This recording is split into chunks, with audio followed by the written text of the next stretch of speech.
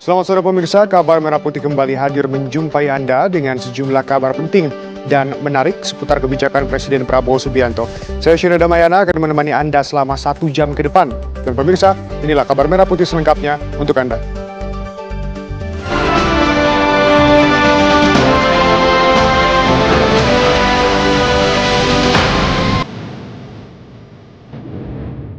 Presiden Prabowo Subianto menuding ada kekuatan asing yang menyuntikkan dana kepada lembaga-lembaga swadaya masyarakat atau LSM dengan tujuan memicu konflik di dalam negeri. Presiden bahkan mengklaim memiliki informasi lengkap mengenai pihak asing yang membiayai LSM.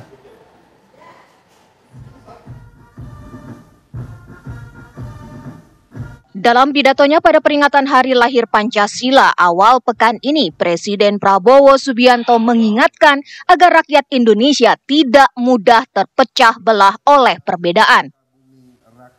Apalagi perpecahan itu dipicu oleh pengaruh kekuatan asing. Presiden pun menyebut tak sedikit kekuatan asing yang menyuntikkan dana kepada lembaga-lembaga swadaya masyarakat atau LSM. Saya mengajak sekali lagi seluruh rakyat Indonesia bersatu. Perbedaan jangan menjadi sumber gontok-gontokan. Ini selalu yang diharapkan oleh bangsa-bangsa asing. Kekuatan-kekuatan asing yang tidak suka Indonesia kuat, tidak suka Indonesia kaya. Ratusan tahun mereka datang, ratusan tahun mereka adu domba kita. Sampai sekarang dengan uang mereka membiayai LSM-LSM untuk mengadu domba kita. Mereka katanya adalah penegak demokrasi, HAM, kebebasan pers, padahal itu adalah versi mereka sendiri. Saudara-saudara sekalian, saya tidak mengajak bangsa Indonesia untuk curiga sama bangsa asing. Kita tidak boleh dipermainkan oleh bangsa manapun. Kepala Kantor Komunikasi Kepresidenan Hasan Nasbi memastikan Prabowo memiliki informasi lengkap mengenai pihak asing yang membiayai LSM. Yang ditekankan oleh Bapak Presiden bukan seluruh LSM, bukan LSM secara keseluruhan, tapi kelompok-kelompok yang selama ini merongrong persatuan, kelompok-kelompok yang selama ini mendiskreditkan pemerintah dengan menyebarkan isu-isu yang tidak benar, ya, kelompok-kelompok yang mungkin selama ini juga diindikasikan mengadu domba, memecah belah persatuan kita. Sebagai presiden tentu beliau punya informasi yang lengkap, punya informasi yang bisa dipercaya. Siapa-siapa saja kelompok-kelompok, baik itu individu, baik itu berorganisasi, bahkan mungkin mengataskan lembaga swadaya masyarakat yang memerankan peran ini. Istana menyebut pernyataan Presiden Prabowo bukan untuk membungkam kebebasan berekspresi masyarakat sipil, tetapi lebih ditujukan kepada kelompok-kelompok yang selama ini sering merongrong persatuan. Tim TV One mengabarkan.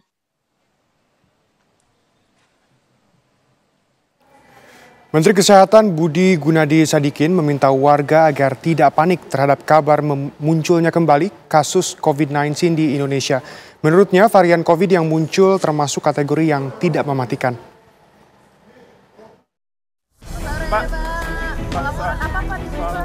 Menteri Kesehatan Budi Gunadi Sadikin dipanggil ke istana oleh Presiden Prabowo Subianto Selasa sore.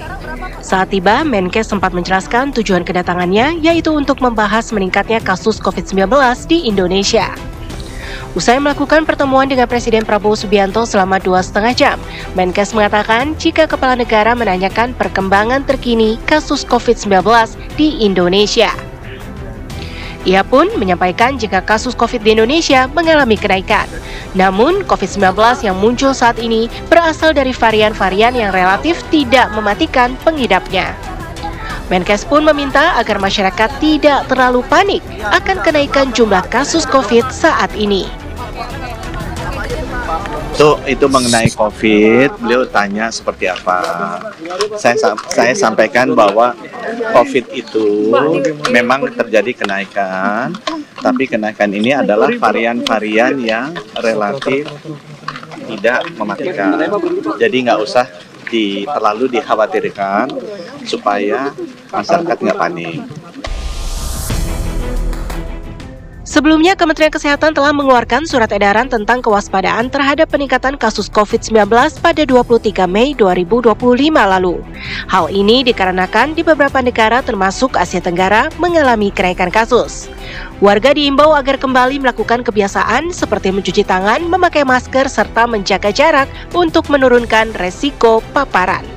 Tim TV One mengabarkan. Pemerintah resmi menghapus syarat usia bagi para pencari kerja melalui surat edaran yang dikeluarkan oleh Menteri Tenaga Kerja tentang larangan diskriminasi di dalam proses rekrutmen tenaga kerja.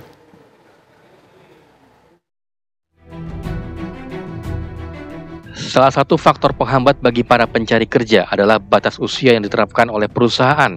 Hal tersebut sering menjadi batu sandungan bagi para pencari kerja yang usianya sudah lebih dari syarat yang ditentukan. Menyikapi hal tersebut, Menteri Ketenagakerjaan Yasirli mengeluarkan surat edaran tentang larangan diskriminasi dalam proses rekrutmen tenaga kerja. Surat edaran tersebut berisi tentang penghapusan syarat usia bagi para pencari kerja. Menurut Yasirli, larangan ini dibuat karena masih banyak rekrutmen kerja yang menunjukkan praktik diskriminasi mulai dari usia, penampilan, hingga status pernikahan. Dalam surat edaran tersebut, syarat usia dalam proses rekrutmen tenaga kerja hanya dapat dicantumkan jika terdapat kepentingan khusus. Surat edaran ini diterbitkan untuk mempertegas komitmen pemerintah terhadap prinsip non-diskriminasi sekaligus memberikan pedoman yang jelas agar rekrutmen kerja dilakukan secara objektif dan adil. Poin utama dari surat edaran ini adalah larangan diskriminasi atas dasar apapun dalam proses rekrutmen tenaga kerja. Surat edaran tersebut ditujukan untuk gubernur di seluruh Indonesia untuk disampaikan kepada bupati, wali kota, dan pemangku kepentingan lainnya untuk dilaksanakan. Kedepannya, Kementerian Ketenagakerjaan sedang menyiapkan peraturan menteri untuk membuat regulasi tentang rekrutmen tenaga kerja. Dari Jakarta, tim TV One mengabarkan. Pemirsa, ekspor produk UMKM makin menggiurkan. Kabar selengkapnya sesaat lagi, tetap bersama kami. Untuk perkuat kemitraan pembangunan infrastruktur dan strategi tarik investasi, Indonesia akan menjadi tuan rumah International Conference of Infrastructure 2025 pada 11 dan 12 Juni 2025 di Jakarta. Menko Bidang Infrastruktur dan Pembangunan Kewilayahan Agus Harimurti Yudhoyono mengatakan, dengan gelaran ini diharapkan membawa infrastruktur Indonesia menjadi lebih baik lagi. Ada 5 topik yang akan dibahas pada acara itu, mulai dari Future Proofing Cities, Connecting the Archipelago, Infrastructure for Livability, Resilient by Design, dan Unlocking Capital. Energi dan air termasuk peningkatan kualitas. Kami membahas tentang berbagai kebijakan dan program yang relevan dengan pembangunan infrastruktur dan kewilayahan di bawah kepemimpinan Bapak Presiden Prabowo Subianto, yang tentunya kita berharap dalam 5 tahun ke depan ini kami bisa mendukung terwujudnya Astacita, terutama yang menjadi titik berat adalah bagaimana Indonesia bisa terus mewujudkan swasembada pangan, energi, dan air, termasuk peningkatan kualitas sumber daya manusia melalui dukungan infrastruktur di sektor pendidikan, kesehatan, dan peningkatan kesejahteraan rakyat. Kita juga berharap bahwa infrastruktur ke depan juga semakin memiliki daya tahan terhadap berbagai dampak perubahan iklim termasuk pemanasan global dan berbagai potensi bencana alam yang mungkin terjadi di tanah air, serta dampak-dampak yang harus diperhatikan terhadap lingkungan dan bumi kita. Artinya ada isu keberlanjutan, sustainability, selain isu kesejahteraan atau prosperity. Menteri Perdagangan Budi Santoso melepas ekspor produk usaha mikro, kecil, dan menengah atau UMKM alas kaki tujuan Kuwait senilai $38.000 Amerika Serikat di Surabaya, Jawa Timur. Kementerian Perdagangan mencatat transaksi ekspor berbagai produk UMKM sepanjang Januari sampai Mei 2025 telah menembus $68,61 juta Amerika Serikat atau lebih dari 1 triliun rupiah.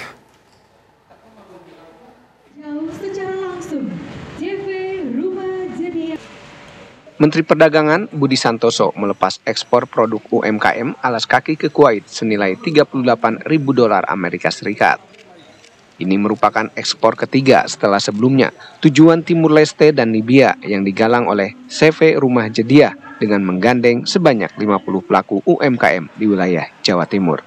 Mendag mengungkap nilai ekspor berbagai produk usaha mikro, kecil, dan menengah UMKM sepanjang bulan Januari hingga Mei 2025 senilai $68,61 juta Amerika Serikat atau mencapai 1 triliun rupiah. Menurutnya capaian tersebut tak lepas dari ekosistem pemasaran di luar negeri yang telah diperkuat dengan menempatkan atas perdagangan di 33 negara. Selama 5 bulan terakhir, sebanyak 466 pelaku UMKM di tanah air memanfaatkan keberadaan atas perdagangan di luar negeri dengan mengikuti program business matching secara daring yang dipertemukan dengan pembeli di luar negeri.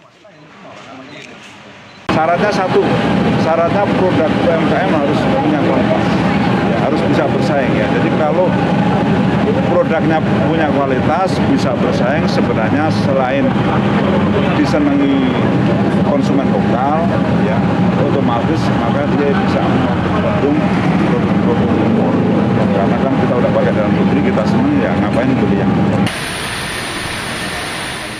Menteri Perdagangan Budi Santoso juga mengapresiasi perusahaan PT Sel Jidang Indonesia yang telah berhasil melakukan ekspor ke 350.000 ton produk L-triptopan atau bahan baku pakan ternak ke Tiongkok.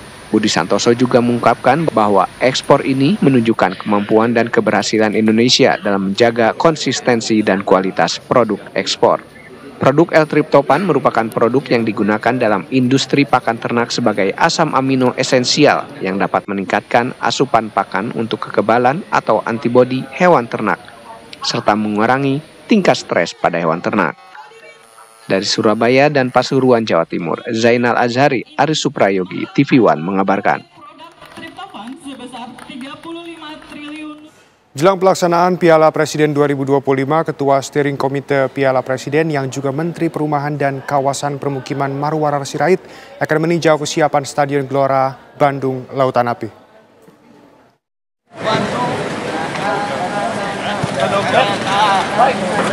Musim baru Liga Indonesia akan diawali dengan gelaran Piala Presiden 2025 pada bulan Juli mendatang. Rencananya, Kota Bandung dipilih sebagai tuan rumah pelaksanaan Piala Presiden yang akan dilangsungkan di Stadion Gelora Bandung Lautan Api. Untuk melihat kesiapan Stadion GBLA sebagai tuan rumah, Ketua Steering Komite Piala Presiden 2025 Marwarar Sirait berencana akan mengecek kondisi terkini Stadion GBLA yang kini sedang dalam renovasi.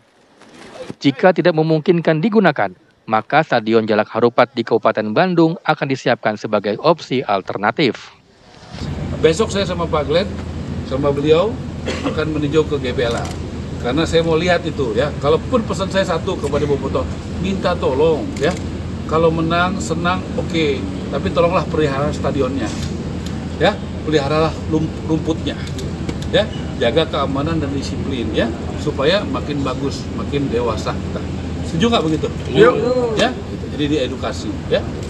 Sayang rumputnya ya. Sayang gawang-gawang apa segala macam ya. Nah, tolong itu diedukasi.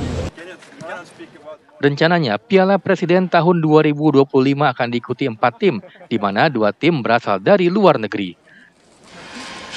Dari Kota Bandung, Jawa Barat, Endra Kusuma, TV One mengabarkan.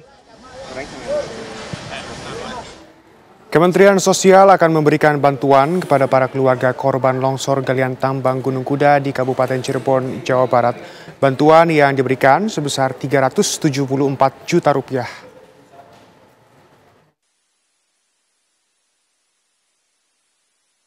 Wakil Menteri Sosial Agus Jabo meninjau langsung lokasi longsor galian tambang batu Gunung Kuda, Desa Cipanas, Kecamatan Duku Puntang, Kabupaten Cirebon, Jawa Barat. Dalam kunjungannya, ia mengecek dapur umum di sekitar lokasi kejadian. Dalam kesempatan ini, Kementerian Sosial akan memberikan bantuan sebesar Rp374 juta kepada para keluarga korban longsor.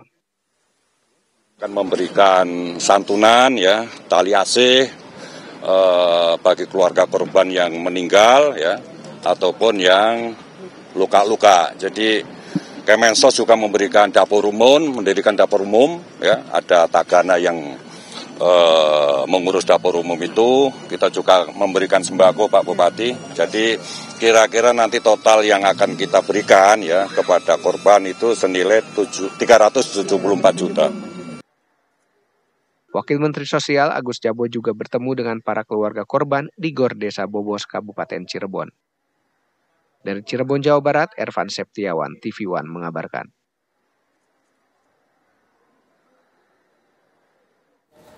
Pemirsa, kabar dari pelaksanaan ibadah haji 2025 akan kami hadirkan sesaat lagi. Tetap bersama kami. Pemirsa, Kepala Badan Pengelola Haji kembali melanjutkan peninjauan langsung ke sejumlah pemondokan jemaah haji Indonesia. Kali ini peninjauan dilakukan di pemondokan milik Syarikah Rawaf di kawasan Mina. Dalam kunjungan ini, Kepala BP Haji melakukan pengecekan menyeluruh terhadap fasilitas tenda pemondokan, termasuk kondisi kasur, toilet, dan ketersediaan air bersih, yang dimana pemeriksaan dilakukan untuk memastikan kenyamanan dan keamanan jemaah selama menjalankan ibadah haji. Peninjauan ini menjadi bagian dari upaya pemerintah dalam memberikan pelayanan terbaik bagi jemaah haji Indonesia, serta memastikan setiap aspek fasilitas memenuhi standar yang telah ditetapkan.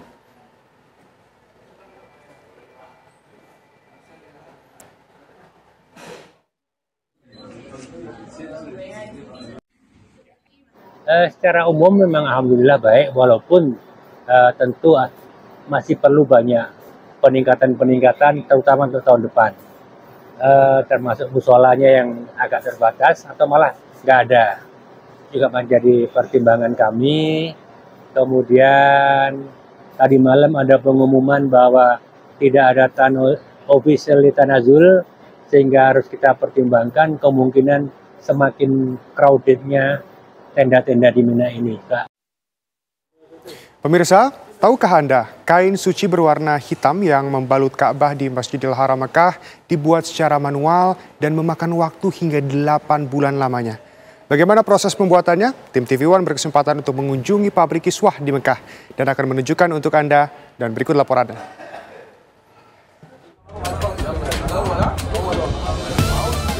Terletak di pinggiran kota Mekah, kompleks pabrik kiswah ini bukan hanya sebagai simbol kemuliaan spiritual, melainkan wajah kemegahan seni dan teknologi tekstil Islam. Tak sederhana, kain ini diproduksi melalui proses panjang.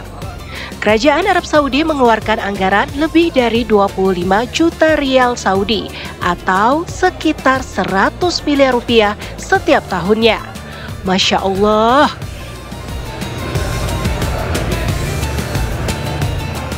Terdapat 4 panel besar berukirkan kaligrafi Al-Quran di keempat sisi Ka'bah ditambah sabuk emas atau hizam yang mengelilingi bagian atas. Tak main-main, kain suci ihram terbuat dari 670 kg kain sutra, 120 kg emas, dan 100 kg silverman.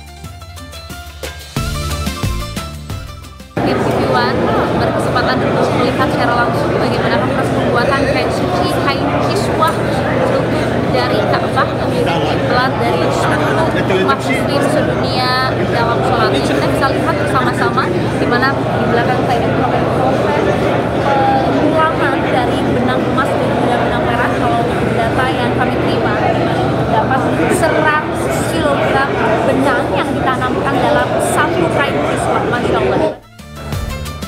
Lebih dari 200 pengrajin profesional bersertifikat terlibat dalam pembuatan kiswah.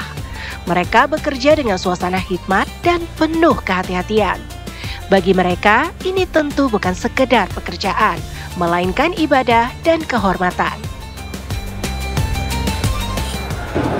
Perasaan saya tak dapat dibicarakan. Selalunya kami melihat kiswah ni atas Kaabah di dalam gambar, tetapi untuk melihat ia diperbuat sendiri oleh tukang jahit ini adalah satu perkara yang sangat menakjubkan. Jadi alhamdulillah kerana diberi peluang untuk melihat sendiri dengan mata kita sendiri. Lebih dari sekedar kain penutup, kiswah adalah simbol keagungan Islam. Ini merupakan bukti ketakziman umat terhadap kesucian Ka'bah dan warisan budaya yang dilestarikan dari Mekah Al-Mukarramah untuk dunia Islam. Dari Mekah, Arab Saudi, Maria Assegaf, Sira Safira, Reza Sinambela, TV One mengabarkan. Pemirsa, bagaimana suasana terkini ibadah haji? Kita akan langsung tanyakan kepada jurnalis TV One, Syira Syafira yang saat ini berada di Jeddah, Arab Saudi. Assalamualaikum Syira, bagaimana situasi terkini di sana? Assalamualaikum warahmatullahi wabarakatuh, Shena Damayana dan juga pemirsa setia TV One. Alhamdulillah, Syira Syafira, Maria Assegaf dan juga Reza Sinambela saat ini juga tengah melakukan sejumlah persiapan. Kami memang masih berada di Jeddah, Arab Saudi. Nanti selepas salat Zuhur kami akan segera bertolak untuk menuju ke Arafah. Adapun sejumlah persiapan menuju puncak ibadah haji juga terus dilakukan oleh pemerintah Arab Saudi. Di antaranya dari tahun ke tahun, apa saja yang perlu diperbaiki dan tahun ini insya Allah akan jauh lebih baik lagi. Untuk cuaca sendiri memang cuaca sangat ekstrim ya, antara 47 hingga 51 derajat Celcius. Artinya para jemaah haji ini memang diimbau untuk terus mengkonsumsi air putih, air zam-zam. Kemudian juga dari pemerintah Arab Saudi ini melakukan sejumlah inovasi teknologi seperti ketika berada di spot-spot tertentu, itu lantai akan tetap dingin karena ada urban cooling yang membuat lokasi-lokasi tertentu itu sangat-sangat dingin gitu. Jadi itu mencegah bagaimana para jemaah haji ini supaya tidak mengalami dehidrasi, tidak mengalami overheat, sehingga bisa menjalankan puncak ibadah haji dengan sebaik-baiknya. Untuk saat ini data yang kami terima memang sudah ada lebih dari 17.000 bus dikerahkan untuk mengangkut jemaah ke Arafah. Artinya jemaah sudah berada di Arafah, jemaah Indonesia, kemudian juga dari seluruh dunia juga tentunya berada di Arafah. Nah, kemudian untuk kesehatan sendiri dari pemerintah Arab Saudi juga memonitoring secara langsung bagaimana supaya kondisi dari para jemaah haji ini juga bisa dikontrol. Kemudian juga dari sistem Smart Hajj Card ini yang seperti setiap tahun diberikan, dan ini kembali dilakukan dengan inovasi dan teknologi yang jauh lebih canggih lagi. Jadi ketika ada masalah ataupun ada sesuatu yang terdetek ada kerumunan, nah artinya secara real time bisa diminimalisir, dipecah begitu kerumunannya sehingga tidak terjadi hal-hal yang tidak diinginkan. Kemudian untuk pembagian kloter juga berdasarkan dengan negara dan juga waktu-waktu tertentu itu sudah ada pembagiannya. Jadi kita tidak boleh bergerak sendiri begitu ya, harus sesuai dengan apa yang sudah dikondisikan dan sudah diatur. Untuk kesehatan sendiri, pemerintah Arab Saudi ini mengoperasikan lebih dari 15 rumah sakit lapangan dan juga 100 lebih klinik keliling di Arafah. Kemudian lebih dari 25.000 tenaga medis juga dikerahkan. Hal ini juga untuk membantu bagaimana caranya supaya para jemaah haji ini bisa berjalan lancar, menjalankan ibadahnya tanpa kekurangan suatu apapun juga. Kalau berbicara mengenai teknologi dan sistem informasi, ini juga ada tentunya ya seperti biasa, aplikasi resmi Nusuk ini menyatu dengan sistem pelacakan jemaah. Jadi jadwal keberangkatan, kemudian keberadaan jemaah ini bisa terlacak. Dan itu tentunya suatu hal yang harus kita miliki. Itu juga salah satu bentuk mencegah dari adanya haji ilegal. Kemudian untuk kamera pengawas juga sudah dipasang lebih dari 5.000 titik strategis di wilayah Arafah. Ini terhubung dengan pusat kendali nasional. Sistem AI juga digunakan untuk memprediksi kerumunan dan juga merekomendasikan jalur alternatif bagi para jemaah haji. Insya Allah, Syena Damayana doakan kami, saya Syira Syafira dan juga Maria Assegaf, serta Reza Sinambela, kami akan bertolak juga ke Arafah untuk menjalankan ibadah puncak haji. Doakan kami, insya Allah kami sehat-sehat dalam kondisi baik, bisa menjalankan ibadah haji dengan sebaik-baiknya, dan insya Allah diterima oleh Allah Subhanahu Wa Taala. Amin ya Rabbal Alamin. Doakan kami kembalikan ke studio. Baik, terima kasih Syira Syafira. Sehat-sehat di sana. Selamat kembali beribadah. Pemirsa, usia tidak menjadi penghalang untuk beribadah haji. Seorang jemaah haji berusia 110 tahun siap jalani puncak haji. Setiap pagi jamaah tersebut berjemur matahari didampingi anak dan cucunya.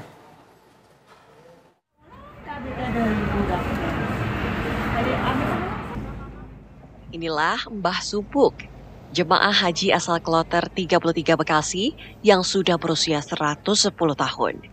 Di usianya yang sudah lanjut ini, Mbah Subuk masih semangat untuk menjalankan ibadah haji. Setiap pagi didampingi anak dan cucunya, Mbah Subuk selalu berjemur matahari di depan hotel di kawasan Araudah, Kota Mekah. Mbah Subuk mendaftar haji pada tahun 2019 silam dan menjadi jemaah prioritas lansia. Kondisinya masih ini ya? Alhamdulillah kondisi. Ini untuk mantunya. Kondisinya alhamdulillah sehat ya. Alhamdulillah sehat. Bapak kesini sama siapa saja Pak? Sama ibu, sama istri, sama anak. Sama anak, sekeluarga berarti ya? Keluarga. Dan saat ini, beberapa hari menjelang puncak Haji Arafah, Musdalifah, dan Mina atau Arembusna, kondisi Mbah Subuk yang berhaji bersama anak, menantu, dan cucu tetap sehat terjaga. Dari Mekah, Arab Saudi, Aditya Triwahyudi, TV One, mengabarkan.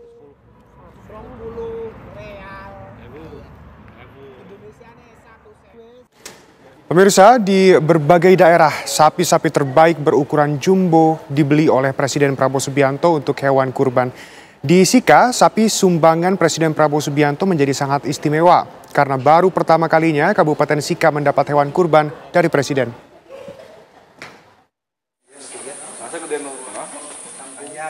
Sapi limosin dengan bobot 1,2 ton ini adalah sapi kurban Presiden Prabowo Subianto untuk warga Cimahi, Jawa Barat. Sapi bernama Dongdong, harganya Rp120 juta. Selama 5 tahun terakhir, Atep sang peternak merawat Dongdong dengan sangat teliti. Per bulan, Atep menghabiskan biaya Rp1,5 juta untuk pakan. Ketelatenannya merawat Dongdong terbayar sudah.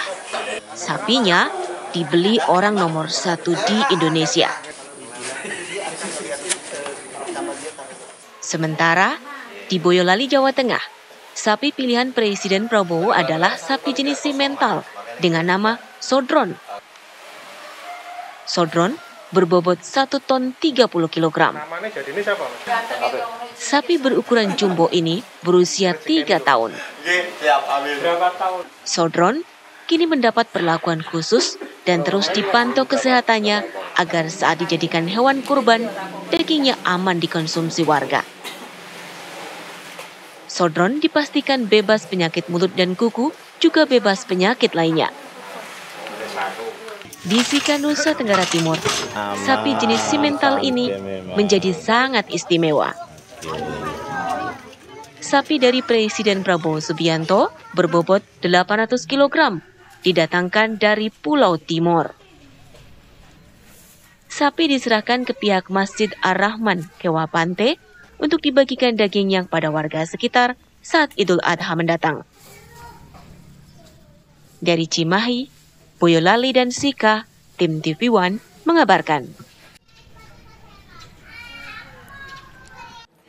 Pemirsa, puluhan takmir masjid di Malang Raya, Jawa Timur mengikuti pelatihan penyembelihan hewan kurban dan tata cara menyiapkan daging kurban secara benar dan higienis. Pelatihan diantaranya cara menyembelih hewan kurban secara syar'i tanpa memperlakukan hewan secara kasar. Selain itu, diajarkan pula cara memotong daging hewan kurban secara higienis. Para peserta sebelumnya juga mengikuti penjelasan secara teori dari para narasumber seperti dari Juru Sembelih Halal atau Juleha dan Dokter Hewan Universitas Brawijaya Malang. Selain itu, pada Hari Raya Idul Adha mendatang, ribuan mahasiswa dan 56 dokter hewan akan dilibatkan untuk memantau kesehatan hewan dan daging kurban.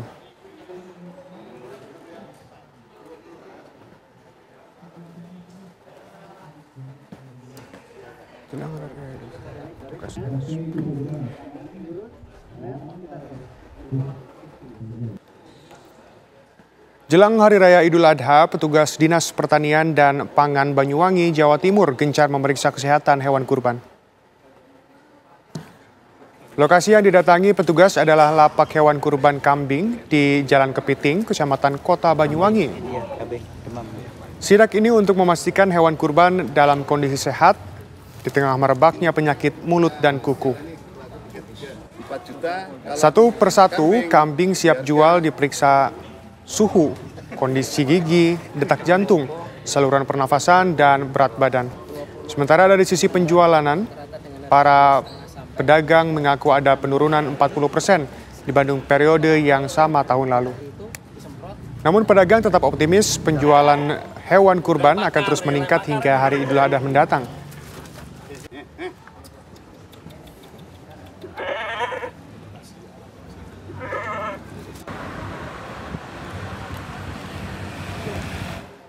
Pemerintah Provinsi DKI Jakarta meresmikan Trans Jabodetabek rute Sawangan, Depok, Jawa Barat hingga Lebak Bulus, Jakarta Selatan. Kabar selengkapnya saat lagi, tetap bersama kami. Pemirsa, KAI Komuter akhirnya menjawab keluhan klasik penumpang sesak dan penuh di jam sibuk. 2 trainset KRL anyar langsung ditempatkan di Line Bogor yang merupakan jalur dengan volume penumpang tertinggi mencapai 48,6 juta orang hanya dalam 4 bulan pertama 2025.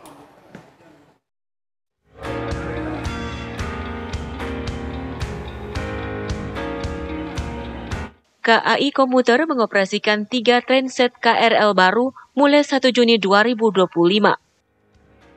2 trainset baru yang diimpor dari Cina itu merupakan KRL Line Bogor, sedangkan 1 trainset lainnya merupakan KRL Line Cikarang.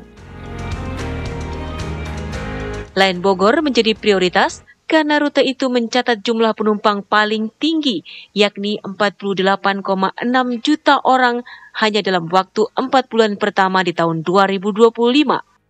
Sedangkan Line Cikarang menduduki posisi kedua dengan 26,8 juta penumpang di periode yang sama. Kita operasikan 2 trainset ya, untuk Bogor Line dan 1 trainset untuk Cikarang Line. Mana 1 trainset ini bisa mondar-mandir beberapa KA ini, ya, satu hari bisa berapa? 10 loh, bisa 10 KA mondar-mandir Bogor dan Cikarang. Ya. Kenapa ini kita prioritaskan terlebih dahulu? Karena melihat kita berdasarkan data ya, berdasarkan data untuk Bogor Line, ya, volume tertinggi dari mulai Januari sampai dengan April tahun ini itu sebesar 48.600.000 sekian. Ya, ini volume tertinggi untuk Bogor Line. Kemudian peringkat kedua ada di Cikarang Line sebanyak 26.500.000 sekian. Satu gerbong kereta mampu mengangkut 289 penumpang. Adapun satu trainset ini terdiri dari 12 rangkaian gerbong, sehingga sekali jalan bisa mengangkut 3.400 penumpang. KRL buatan Cina ini dirancang dengan sejumlah peningkatan dari sisi keselamatan dan kenyamanan. Salah satu fitur unggulannya emergency intercom yang terpasang di dekat pintu dan langsung terhubung ke petugas di dalam kereta. Setiap gerbong juga dilengkapi 2 kamera CCTV yang terhubung langsung ke kabin masinis, memungkinkan pengawasan kondisi kereta secara real-time. Kereta juga didesain dengan mempertimbangkan kebutuhan anak-anak, lansia, ibu hamil, dan penyandang disabilitas. Dari Jakarta, Novan Santoso, TV One mengabarkan.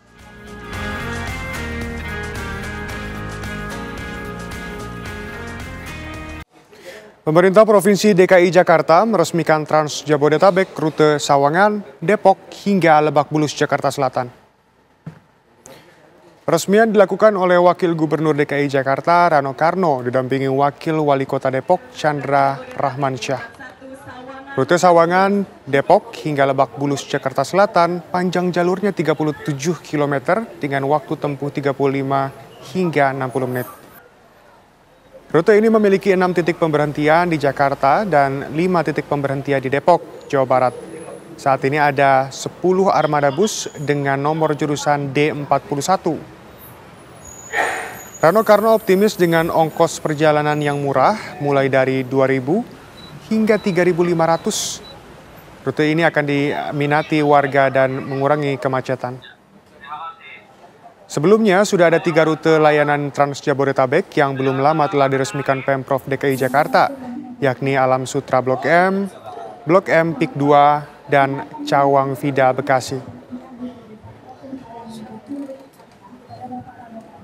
Bismillahirrahmanirrahim. Pada hari ini, Rabu tanggal 4 Juli. Pemerintah Provinsi Jakarta Selasa pagi menebus ijazah milik 1.315 siswa yang ditahan pihak sekolah. Pemprov Jakarta menargetkan di tahun 2025 dapat memutihkan ijazah tertahan sebanyak 6.652 ijazah.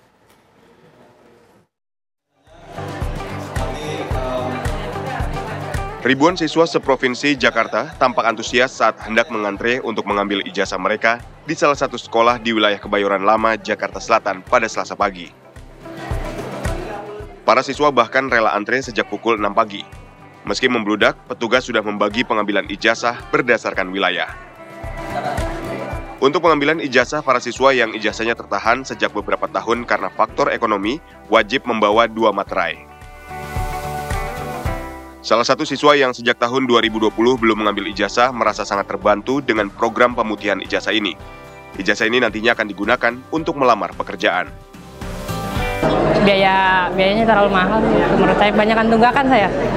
Jadi ya pengambilan ijazah saya nunggak banyak. Jadi mumpung gratis di sini jadi saya. Mengenai pengambilan ijazah gratis itu bagus sih. Terbantu saya. Terbantu. Ya. Daripada saya yang buat ngelamar-ngelamar pakai surat kelulusan, dengan ada gratis, saya gratis. Gubernur Jakarta Pramono Anung mengatakan terdapat 1.315 ijazah yang diputihkan. Pramono berharap pemutihan ijazah dapat memberikan manfaat bagi pendidikan di Jakarta. Dan pada hari ini pemutihan ijazah sudah bisa diputihkan 1.315 ijazah. Ada yang tadi sudah tertahan hampir 6 tahun, 7 tahun, ada yang 5 tahun dan sebagainya. Dan mudah-mudahan ini akan bisa memberikan manfaat bagi pendidikan yang ada di Jakarta menjadi lebih baik. Saya bersyukur Dinas Pendidikan memberikan support sepenuhnya untuk penyelesaian ini. Pemerintah Provinsi Jakarta menargetkan di tahun 2025 dapat memutihkan ijazah tertahan sebanyak 6.652 ijazah. Dari Jakarta, Robin Freddy, TV One, mengabarkan. Pemirsa, PT Izumi Sentul Realty mengundang para pemimpin redaksi media massa untuk memperkenalkan hunian pintar berkualitas dan berteknologi di Jepang di Sentul City, Opus Park. Bekerja sama dengan Gobel Group, Sumitomo Corporation, Hankyu Hashin, Properties Corp, dan Sentul City, PT Izumi Sentul Realty memperkenalkan Opus Park kepada para pemimpin redaksi media massa. Kawasan hunian yang terdiri atas 3 tower ini menjadi tempat tinggal yang bisa diandalkan karena mengutamakan penggunaan teknologi melalui smartphone. Pemimpin redaksi TV One, Lalumara Satria Wangsa, mengapresiasi Gobel Group yang berhasil mengajak mitra luar untuk berinvestasi pada sektor properti. Lalu Mara menyebut properti merupakan sektor krusial karena mampu menggerakkan hingga 50 industri terkait dan menciptakan sederet lapangan kerja baru.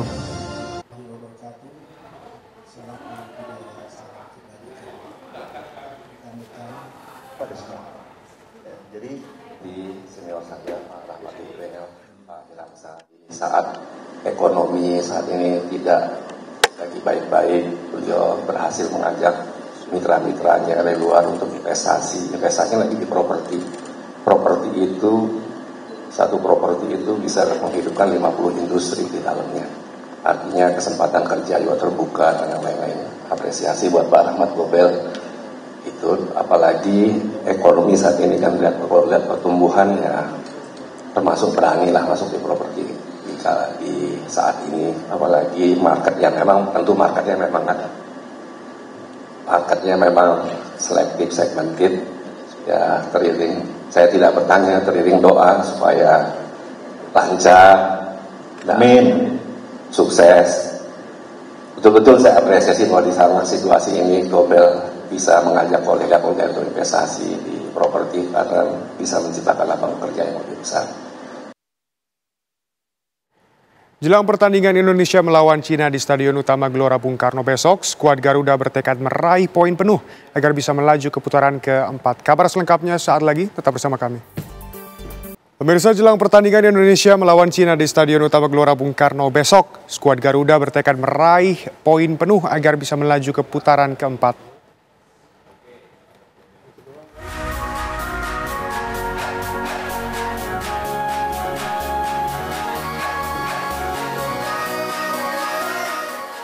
Pertandingan melawan Cina ini menjadi laga tandang terakhir di putaran ketiga kualifikasi Piala Dunia 2026 zona Asia. Berbagai persiapan sudah dilakukan mulai dari latihan terpusat di Bali hingga ke Jakarta. Peluang skuad Garuda memenangkan pertandingan cukup tinggi meski 5 pemain tak ikut turun lapangan pada Kamis besok.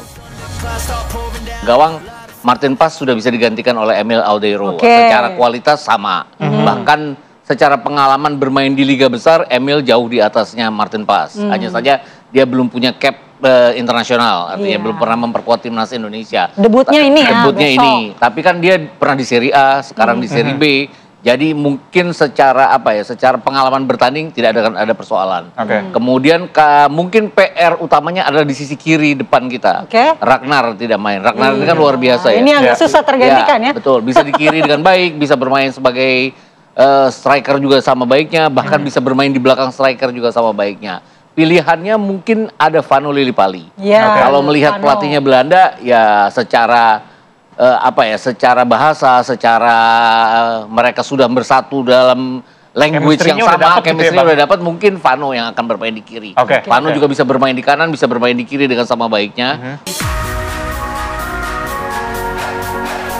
Dengan bermain di kandang sendiri dan kualitas pemain yang tak boleh dianggap sebelah mata, pengamat sepak bola Gita Suwono bahkan memprediksi Indonesia mampu melibas Cina dengan minimal 2 gol.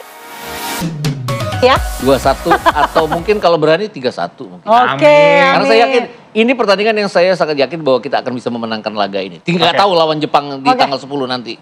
Tapi ini mudah-mudahan akan jadi sejarah bagi kita. Timnas Indonesia sementara ini berada di posisi keempat klasemen grup C dengan mengemas 9 poin, 3 poin lebih unggul dari Cina.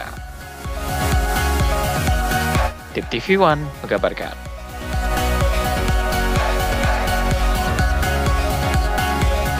Dan pemirsa, kabar tersebut sekaligus menutup jumpa kita hari ini. Esok Kabar Merah Putih akan kembali di waktu yang sama. Dan jangan beranjak dulu pemirsa, karena sesaat lagi Anda dapat menyaksikan program Berita Utama Kriminal. Saya Shena Damayana mewakili seluruh kru yang bertugas mengucapkan terima kasih dan sampai jumpa.